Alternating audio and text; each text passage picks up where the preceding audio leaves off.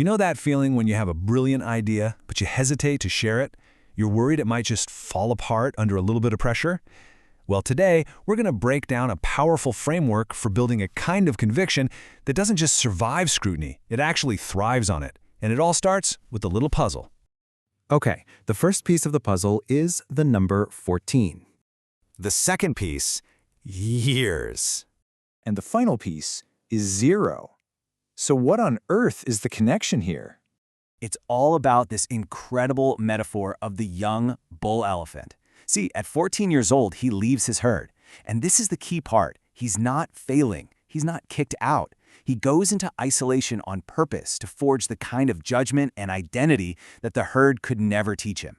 He needs 0 permission to start this journey. And then, years later, he returns, not as the calf who left, but as a true leader. This is the core idea for building real, unshakable conviction. So that's a cool story, right? But how do we actually use that?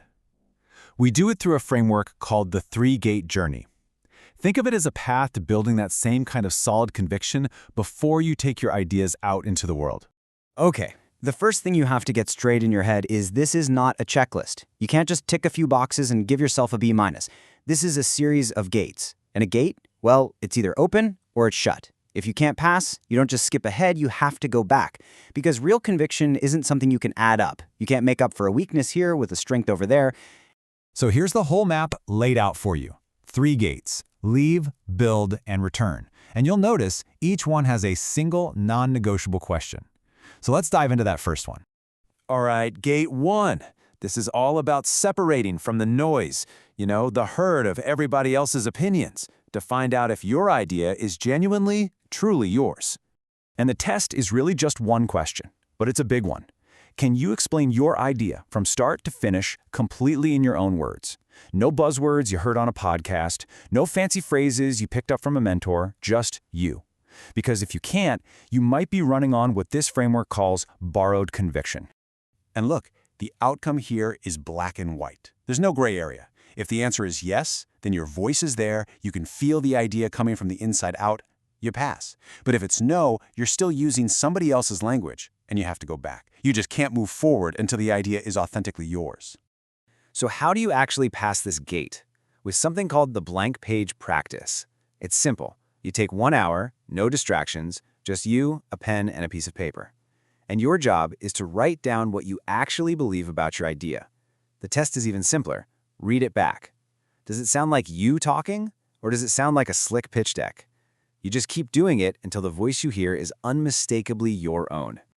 Okay, so once you've found your voice, you arrive at gate 2. This is where the real work begins. This is where you forge that idea into something that can actually withstand real-world pressure. And the question here, man, this one is tough. Can you name the 3 most lethal objections to your idea? I mean, the arguments that could genuinely kill it. And can you answer each one, honestly, without flinching? This isn't about being defensive. It's about knowing your own weaknesses better than anyone else does. See, passing this gate means your conviction isn't just a feeling anymore. It's structural. It's been stress-tested, and it's survived. If you can't answer those objections, hey, your idea might be amazing, but it's still untested. It's vulnerable. So to get through this gate, you've got 3 really powerful tests. There's the steel test. That's where you face those killer arguments head on. Then there's the silence test, which asks, would you still do this if you got 0 praise, if nobody ever saw it? And finally, the journal test. Can you make the entire case for your idea on a single page in your own words? Now, there's a single powerful rule that governs this whole process. It's simple. No negotiation. You can't talk your way past a gate. You either pass it or you go back and you do the work. Period. And look, this rule isn't meant to be mean or to punish you. It's actually there to protect you. It's designed to stop you from walking into the arena with this fragile, unearned conviction that's just going to shatter at the first sign of trouble. The gate makes sure you're ready before the stakes get high. And that brings us to the final gate. After you've found your voice, after you've forged your idea against pressure, now you have to earn your return. And this is the ultimate test of patience versus readiness. The question here gets really personal. It's, am I moving forward because I am genuinely, truly prepared, or am I just doing it because the silence of working alone has started to get uncomfortable? So many people stumble right here because they mistake impatience for readiness. And the stakes here are really, really high. If you're genuinely ready, then fantastic, all 3 gates swing open. You've completed the map, you're ready. But if you jump the gun just because you're impatient, you risk wasting all that foundational work you did to get through the first 2 gates. So, to help you figure this out, here are 3 final checks you can run on yourself. First, the one-sentence test. Can you boil your whole idea down into one single clean sentence? Then, the pressure test. When a skeptic pushes back, does it sharpen your argument or does it shake you? And finally, the timing test. Be brutally honest. Is your desire to move forward right now based on readiness or just discomfort with waiting? So after all that, the big question is, where are you right now on this map?